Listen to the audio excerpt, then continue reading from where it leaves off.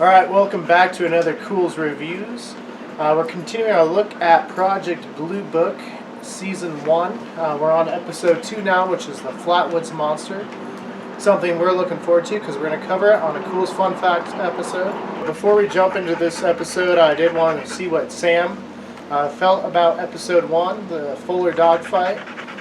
Since he's our UFO guy, I figure his opinion's probably the best of all of us. So I'm going to hand it over to Sam. He's going to talk about that one for a little bit. When I watched the Fuller Dogfight episode, I really enjoyed how they portrayed that whole episode because it shows kind of both sides of this spectrum of how a pilot could see something in the air, like many have come forward and said that they have seen, and then how quick the government is to cover it up as like a weather balloon. But in the episode, the lights did look very similar, which was very interesting.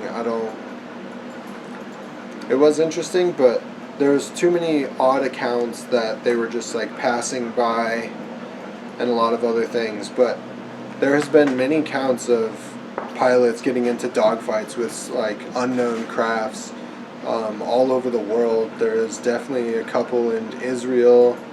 We have some in America that we have said are just weather balloons. But I think they portrayed that episode very well, and it was really good. Obviously, you've heard from Sam, and I'm Keegan. But also joining us tonight is Vander. our friend Bob and Matt. I'm Andrew.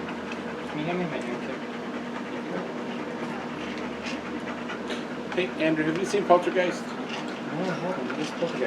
So this episode follows the case of the Flatwoods Monster in Flatwoods, West Virginia.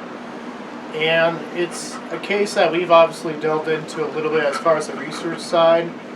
And so going into it, it kind of shows a smaller version of what happened, which makes sense for the time frame. It's not like a full-length film, so they can't really pull all the parts.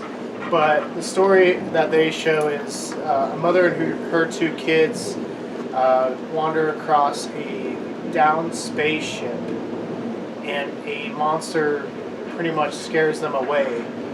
And that's when Hynek comes in to kind of figure out what's going on. So after, seeing the town, what's kind of going crazy, and listening to the stories of the witnesses, they do come to the conclusion that it was an owl on top of the tree near the fallen meteorite. And so this is the explanation they give to the town, and the explanation they read off in Project Blue Book. Hey, the Flatwoods Monster was just an owl. Great horned owl. In the episode, it's a great horned owl. In our episode, it will not be a great horned owl, because I don't think it was a great horned owl. I do think it was an owl. I guess that's a little teaser.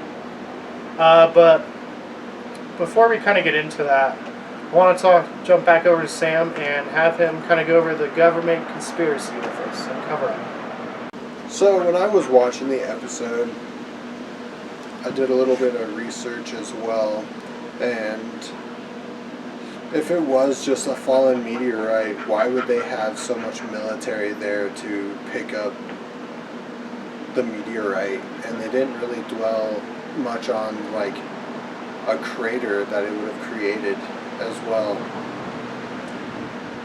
So it's a very interesting case. I don't know if they actually saw something there that was from out of this world, because there was mention of like a fallen craft and seeing pieces of a fallen craft, almost like Roswell. But there was a lot of, the military was involved much more than it should have been. And so there is definitely possibly a cover-up going on there where there was actually something more found and they were just trying to write it off as other things. And that's just kind of what I feel, but there is still not enough information to really say if that's true or not. Alright, so first of all, how do you guys, A, think the episode went overall? How was it presented? And B, how do you think the progression of the season's gone so far? And who wants to jump in first? I thought very well done. Again, the acting was pretty well done. It was a lot to take in that 45-minute time period, but they did give you enough information where you could understand the story and the lines that they were trying to go with. Yeah, I think they made most of the major points of the original story. Yeah. Yeah, I think, obviously when you're doing a TV show compared to a movie of a less runtime, so you kind of have to condense it, and you kind of just hit like the bullet points, like the major points you got to hit. But I think they did that. And I do like the progression of the characters. You can kind of see, at least right now, obviously, Michael's still kind of level-headed. But already Hynek is kind of questioning more than he probably should. Yeah. But I guess that's his job. I mean, that's what he wants to do. He's just trying to learn. He's just questioning what he's seen, And I think that's something Sam's going back to. Sam, what did you think after the first 2 episodes? The first 2 episodes were really well done. It's portraying a lot, and like Keegan and they were saying, Dr. Hynek is questioning a lot more and knowing how much he can actually, or starting to understand how much he can actually say to the captain and what he has to like kind of just keep inside and just search for himself. But there's a lot of things that he wants to know, because it showed in the episode that he was big on astrology and was asking questions about the meteor or what else they found there, but he was asking questions that to those high-ranking officers makes them worried, as they would be if they are hiding something more than what they want to say, and so it definitely was portrayed very well. Let's not forget in the movie, somebody's murdered. Oh, yeah. Jesus.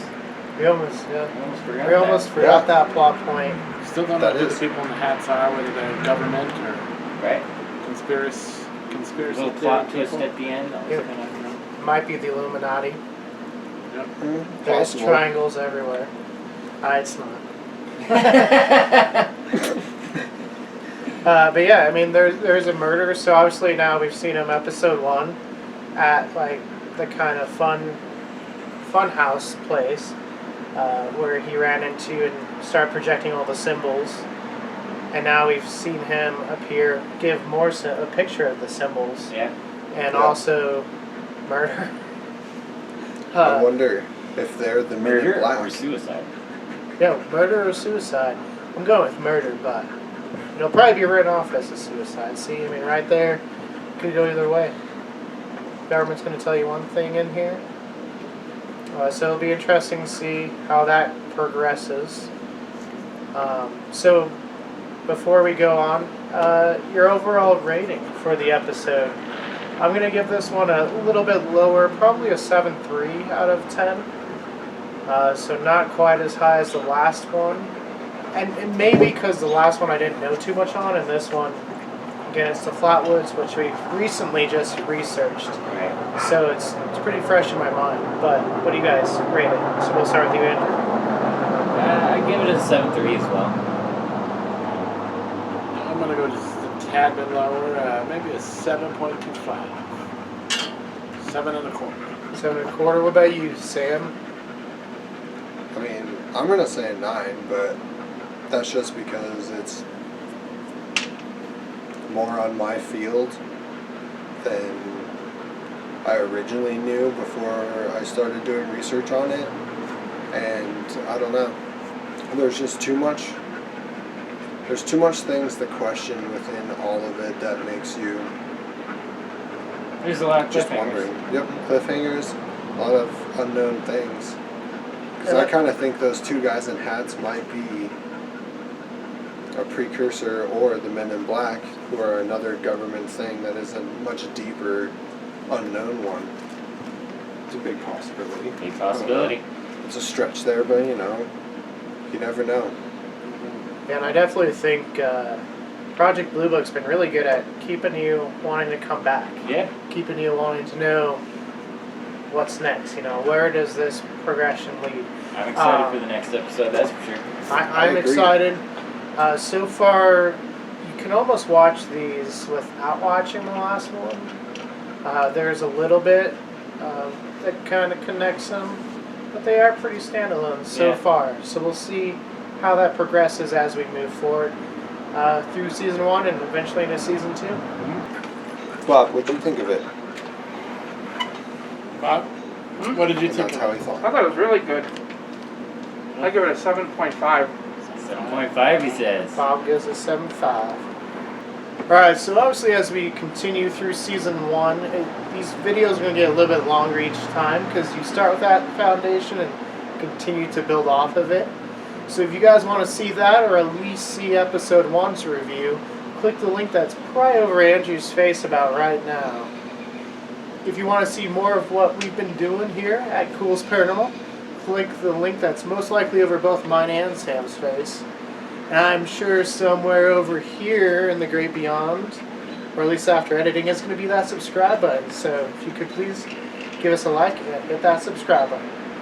And if you turn on the notification bell, make sure you switch it to all because they have changed up how the notifications work. And so you can either have it personalized or all. So if you do hit the notification bell, make sure to switch it to all. And we do post at least weekly, sometimes 2 times a week as of late. So we're trying to give you as much good content as possible. The case of the Flatwoods monster in Flatwoods, Virginia. Ensign.